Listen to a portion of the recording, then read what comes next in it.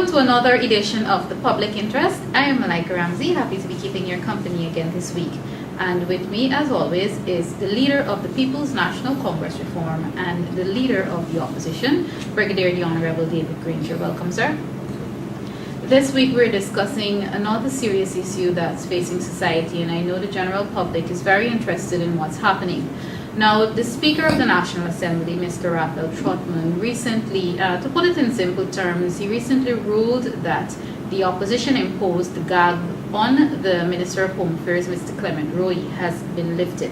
Now, Mr. Granger will tell you a bit of exactly what it not only means for the opposition, but what it means for Guyana in general.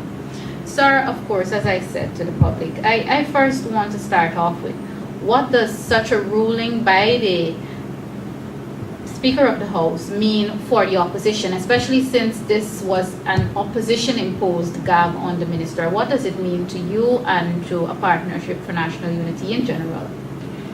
Well, to start with, Malika, the opposition is not united in this matter. So the first question is, which opposition?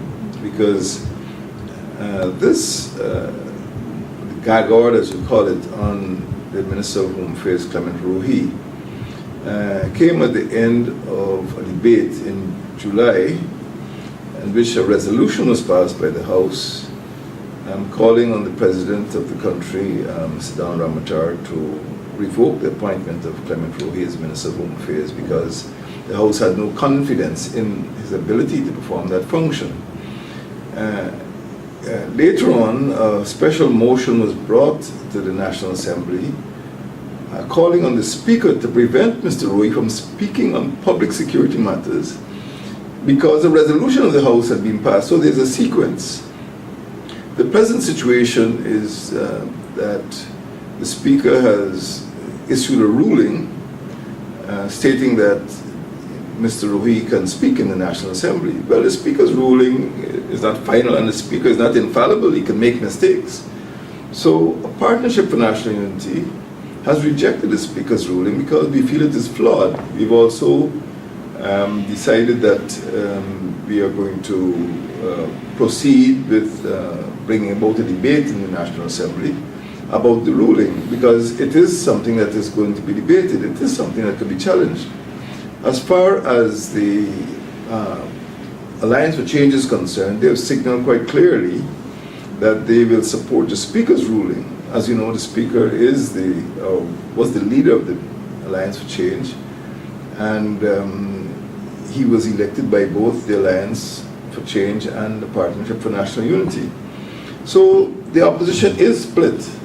But we took a principled position, and our position must be interpreted in light of the recent handing over of the report of the Commission of Inquiry into the incidents at Linden to President Ramatar.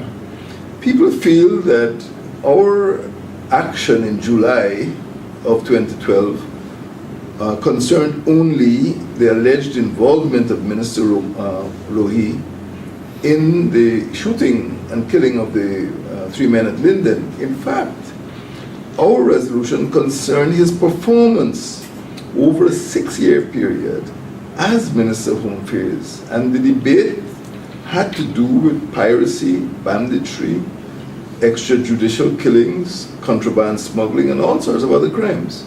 So it is a mistake to link the motion with Rohee's alleged involvement in the Linden crisis, and it's a mistake to think that it's a personality clash, that there is some sort of witch hunt in which the opposition is going after Mr. Rohee. We took a principled position, and we could discuss this further. We took a principled position that it is the authority of the National Assembly which was at stake, and the accountability of ministers before the National Assembly. Okay, I just want to go back a bit to the Speaker of himself for a minute. You basically said that, yes, everyone makes mistakes, including the Speaker could have made a mistake, yes, and his ruling is not written in stone. Are you somehow expecting or hoping that the Speaker would, if I should use, of course, no offense to the Speaker, but if I should use the term, the Speaker would somehow come to his senses and decide that, look, my ruling may have been flawed. Are you expecting or hoping that that could happen?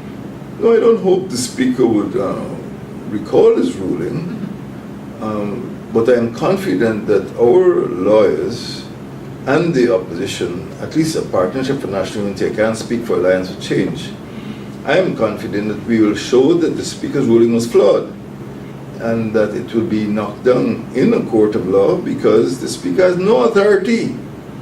He has no authority to rule on constitutional matters. He is not a judge. He is the Speaker of the National Assembly and is responsible for running National Assembly business. He cannot set himself as a constitutional judge, as an authority, because sometimes you can have parliaments in which the speakers are not legally trained. In fact, after independence, the first speaker was I think, a former headmaster. And before that, we had a speaker who was a businessman. So the speaker does not have to be an expert in constitutional law. He cannot sit down on his own in his chambers and write constitutional law.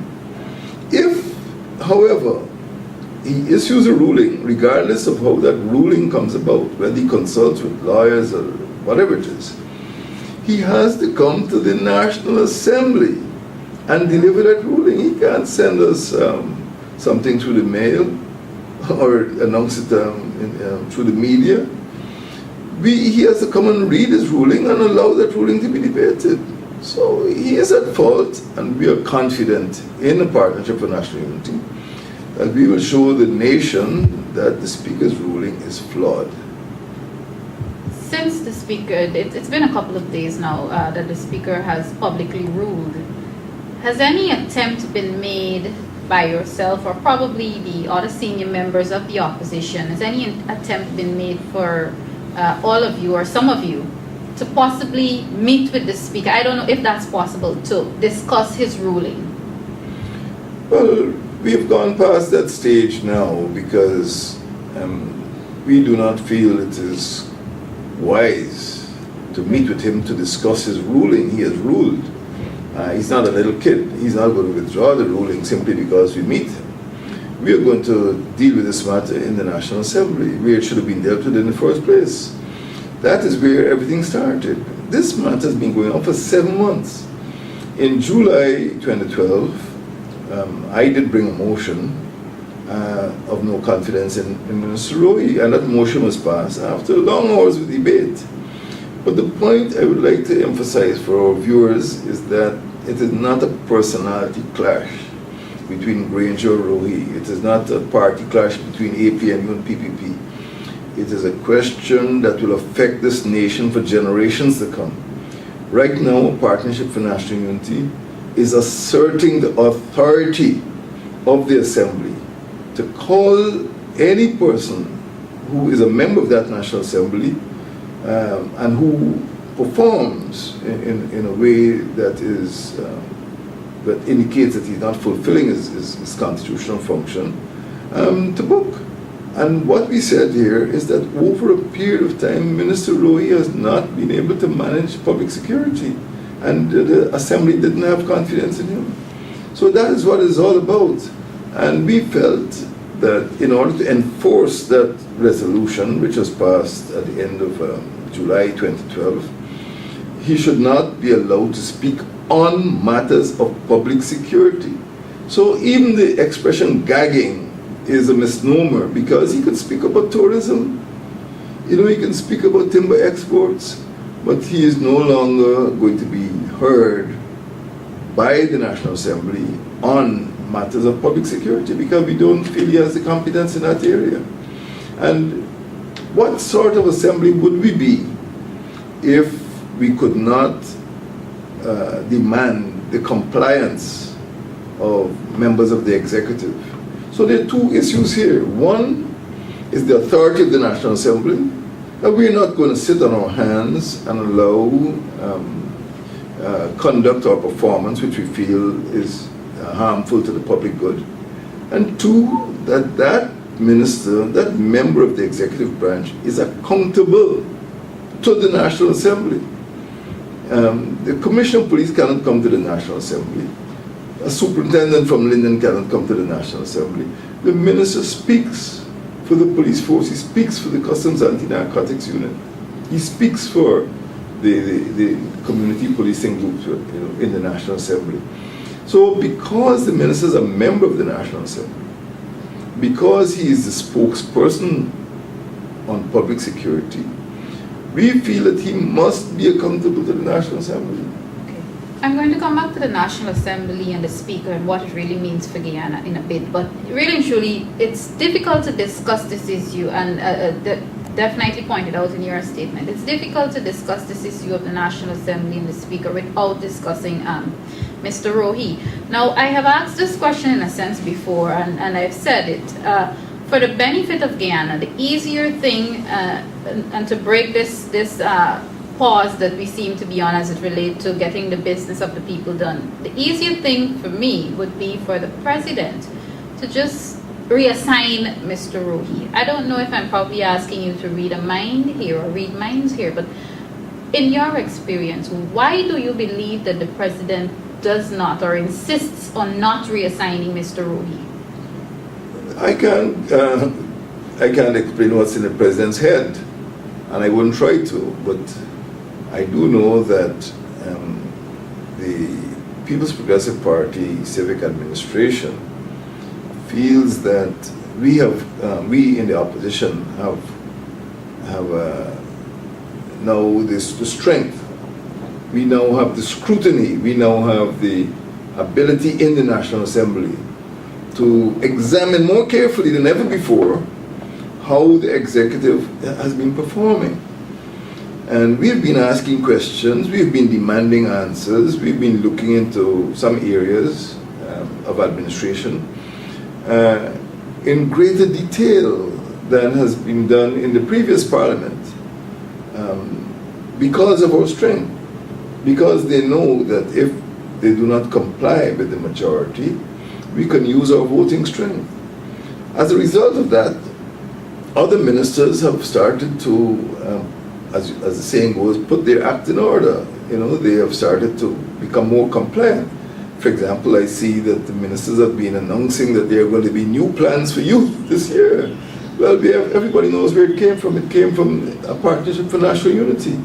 But now we hear that there's going to be a new youth initiative for the indigenous people. There's going to be a new focus on youth in the budget. So they're listening to us, but at the same time, they feel that if this matter before Clement Rohee is taken to its logical conclusion, that other ministers could be targeted. Now, what I'd like to say, this is not a witch hunt, but we want to ensure that the administration is transparent and accountable. We want to ensure that the administration pays attention to the people's needs. That is all we're trying to do. But ministers who are in default, ministers who came and gave sloppy answers to the National Assembly, ministers who didn't provide proper reports, ministers whose portfolios were not well managed, now feel that if this matter against Mr. Rohee is allowed to succeed, they'll be next. So I think that is the problem. That is the answer. I don't know what Mr. Ramanatara is thinking, but what I do feel is that other ministers feel that, hey, the heat is on, and if Rohee goes, we'll be next. But it is not like that. We are not on a witch hunt, and we are not trying to persecute other ministers. We're just asking them to perform their functions as ministers of the government in an accountable manner. All right. Let's come back to the Speaker now.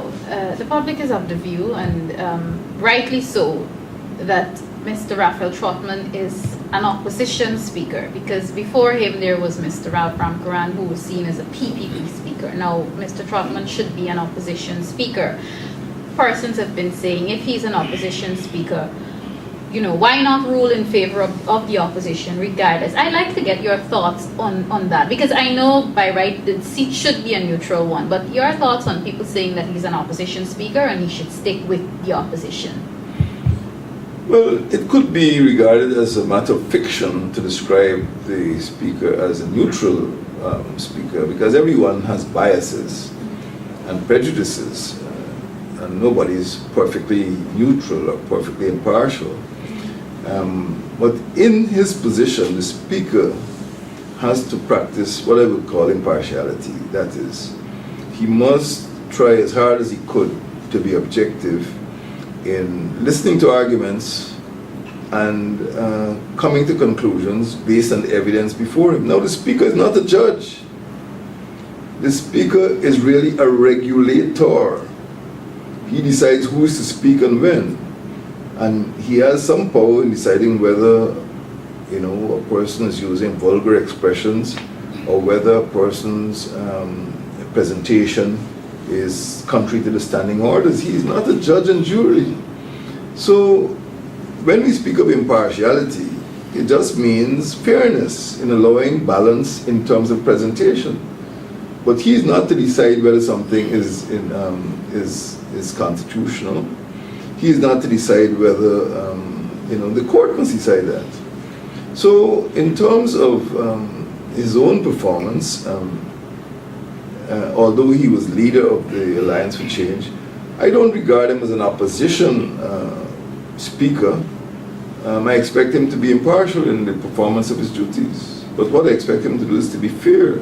And what has happened in this particular case is that there is an absence of fairness in the sense that he is coming to conclusions and he has no authority to reach those conclusions. And his arguments, which he cited to justify those conclusions, are flawed.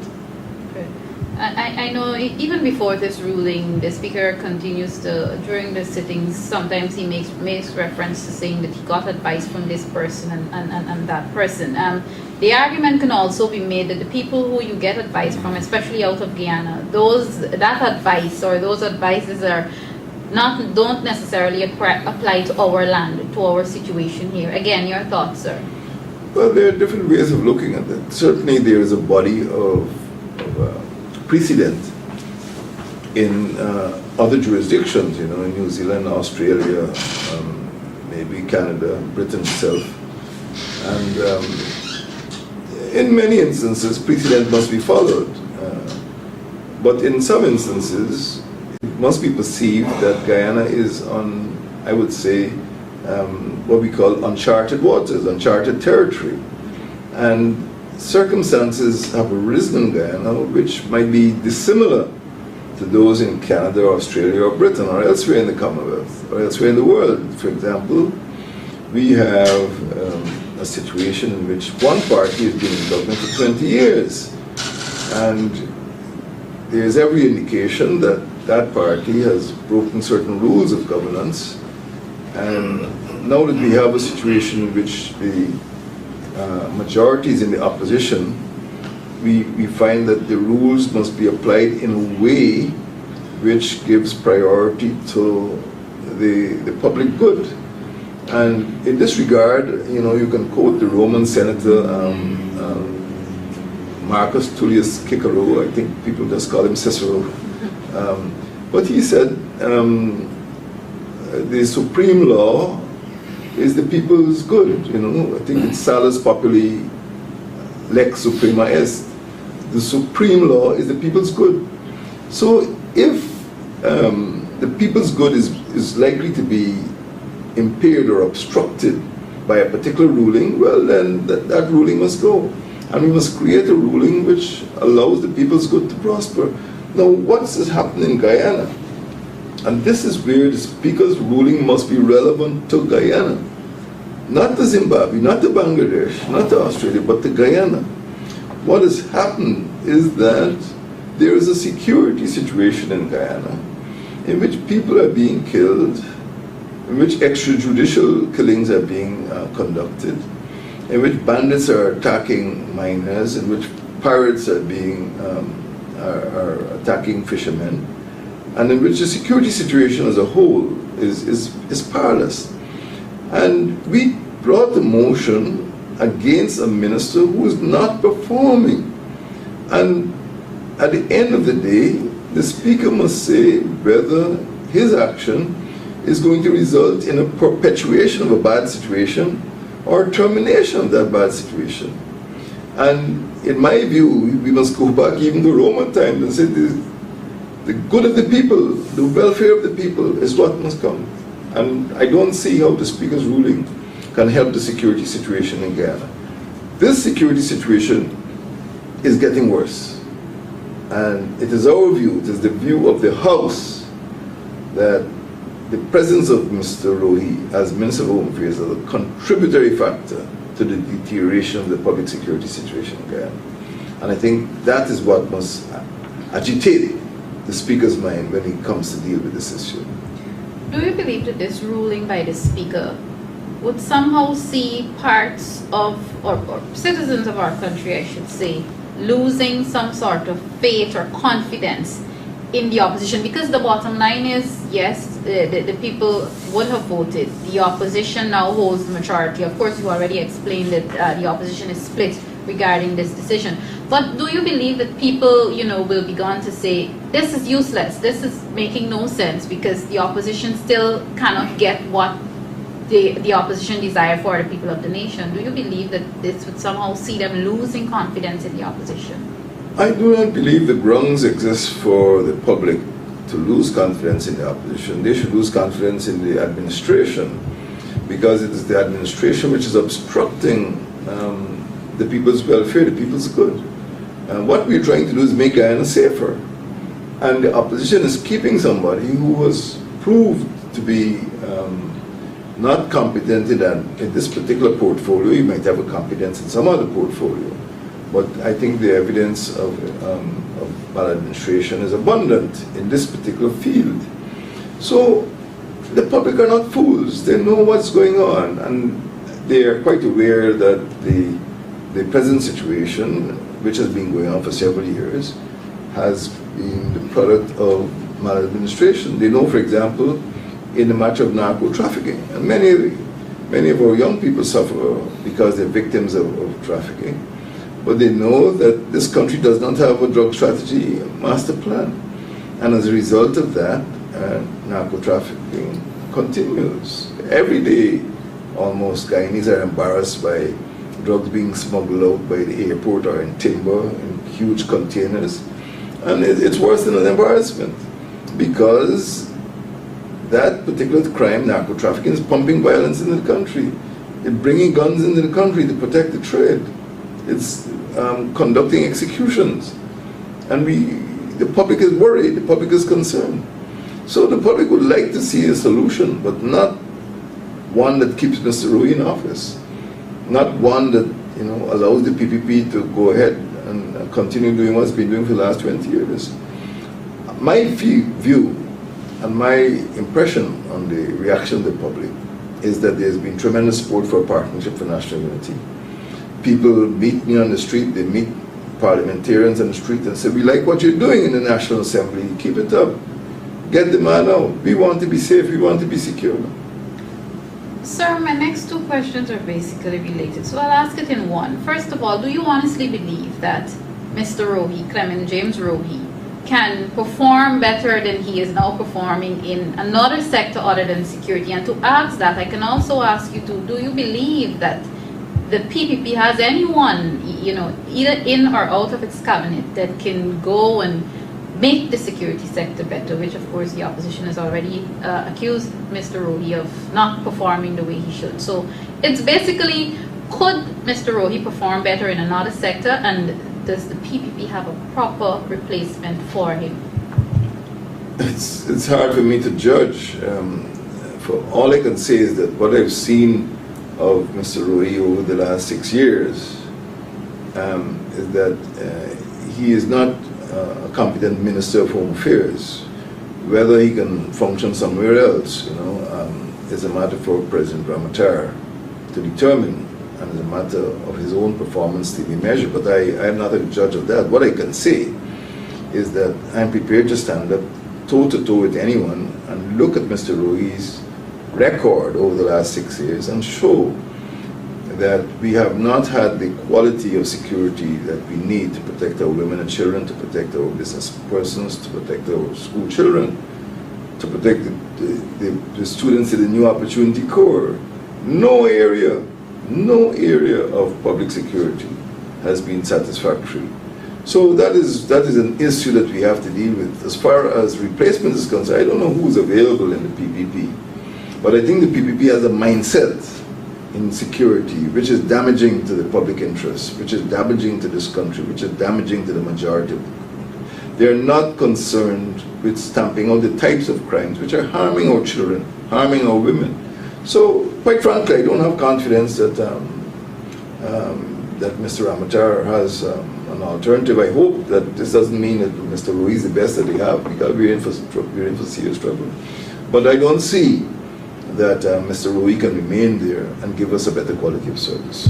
For the sake of general knowledge and of course knowledge for the public, is it possible for the President, and of course in this case Mr. Rohee, is it possible for Mr. Ramatar to reassign Mr. Rohee and the head of state of himself take the responsibility for the security sector? Is that possible? It's possible. I don't know if it's desirable. There is a rule. It's not a convention. It's a rule that any specific portfolio that is not handed over or is not assigned to a minister reverts to the presidency. For example, as we discovered on the Jack deal, the president is really the Minister of Information, because information has not been specifically assigned to anyone else. Similarly, the president is Minister of Defense, because defense has not been assigned to anyone else. So I think the president has quite a lot on his table right now. To add public security to that, I think would be harmful to public security, harmful to the public interest. I wouldn't recommend that at all. Okay. Finally, sir, whenever the National Assembly meets next, of course the public is hoping for a solution by then. In the event that a bill that desires Mr. Rohee's input comes back on the order paper, probably like the firearm amendment bill, what can we expect from the opposition if a solution is not yet been made regarding the Speaker's ruling? It might be premature to offer a response to that question, because we intend to take action against the Speaker's ruling, and we hope that, as a result of the action we take, this matter could be resolved in a way that is beneficial to the Guyanese nation as a whole. That is, Mr. Rohee will not be allowed to speak. So I don't anticipate at present his being allowed to introduce any bills. In fact, we only have in the APNU 26 seats, and the Alliance for Change has 7 seats. And that combination, 26 plus 7, gives us the majority in the National Assembly. The AFC has already spoken, and we have spoken. So we will continue along the lines of the principled stand that we've taken. We've pursued a principled path, and we will continue to act against Mr. Rohee speaking on matters of public security.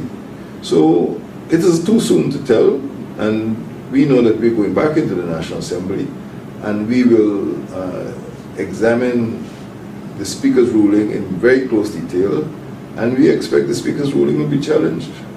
Okay, and well, I know AFC has made their position clear, but do you believe that AFC would somehow rescind and join you in, challenging the Speaker?